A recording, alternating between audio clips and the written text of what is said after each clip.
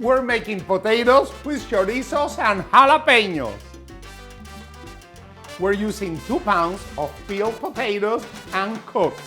We peel and crumble ½ pound of chorizo. We cook it, remove it from the pot.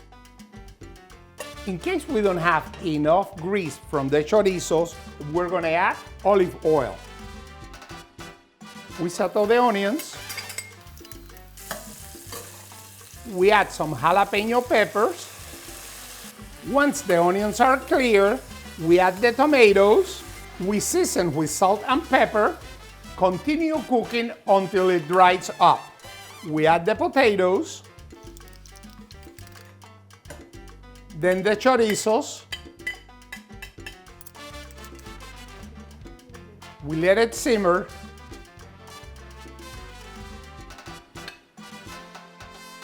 Serve them with corn tortillas, sour cream, and shredded cheese.